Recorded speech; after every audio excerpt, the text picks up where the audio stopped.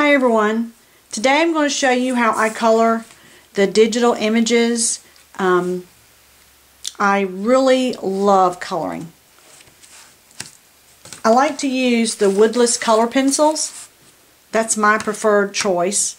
And they're not too expensive. You can get them, I think this 24 pack was $16.99. But if you use your 40% off coupon, it's a great deal. This is what the pencils look like. All 24, and they're well loved. I've broken a few and taped them back together. If you drop them, they will break. And them being woodless, the whole pencil is a color. There's no wood surrounding it, so if you want to do a large area, you can use the side of the pencil as well. This is the eraser I used. You can just peel off this paper when the eraser part gets low. So there's my white. These are the paper stumps that I use. They're not really expensive either. This pack here, I haven't even opened yet. But as you can see, they were only $3.99. And again, use your 40% off coupon. But these I've had for over a year now, and they are still not much shorter than when I started. To remove the color, I use a fingernail file. And see, the end of this one has a little color on it where I've used it recently. And to remove it, you just run it across the fingernail file. Or you can use a sanding block and do it on an angle. That way you'll still keep your fine point. And you don't have to get every little piece of color off there. It will not bleed onto the next color, usually for me. Then I use my odorless mineral spirits. The price of this one is $6.99. I've had this for over a year. You don't need a lot of this to work. Again, use your 40% off coupon. This is the container I use to pour my mineral spirits in. Dedicate a container because you never want to use it for anything else. This is an old candle holder of some sort. I've had it for a while. And look how little amount that I used. I mean, you can barely see it in there. But it doesn't take a lot. These pencils, they had them on sale. And they were 30% off. And I didn't have any skin color that I could use without having to blend colors together to make a skin tone. So I purchased these separately. They don't blend as well, or they don't for me.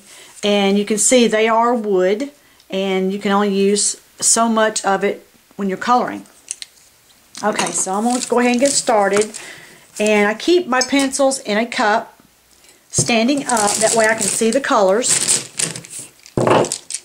This image is a new one from a new blog or a new friend of mine that has a, she started drawing digis, and this one is just too adorable, is it not? It's called Youth Football. So I'm going to go ahead and get started. I like to do the lighter colors first, or the facial features first. So I'm just going to give a light shade. You probably can't even see that. Let me try to get the camera a little bit closer. Okay. Now, it's a very light shade of peach. I'm not even sure if they have names on these. Nope, I don't see a name. They have numbers. If you can see that, on the end of that pencil, there's a number, 132, on this particular pencil. So I'm just going to color all the skin tone colors first. It's easier to do the light shades first. Then I'm going to get a little darker color and darken in. See how I darken just where the shadow will be? And you have to remember where your light source is. And I'm going to picture my light source on this little guy coming in right above him. Because if he's playing football, the sun's overhead. And there's a shadow underneath where the sleeves are. And I'm going to color his little bitty legs too. Okay, even deeper shade. There's a shadow right there. Can you see that? Okay, now I'm going to blend. Take your paper stump and just dip it, and you can see it getting darker. Can you see it soaked up a little? And you don't need to soak it long. Now you will get the feel of when you need to reload it with the OMS, the odorless mineral spirits. And I keep going off cameras. I'm re-dipping my pencil, my stump I mean. And just blend. I like the odorless mineral spirits because when you print out a digi, and I just have a regular inkjet printer, it doesn't smear those black lines. I've tried other mediums, and when you go to blend, you're smearing all those lines together. Okay, I want a deeper shadow on him. So I'm going to go to this color. They don't have names either. They just use numbers. If you can see that or not, but there's a number. I just go by sight. I don't care what color it is.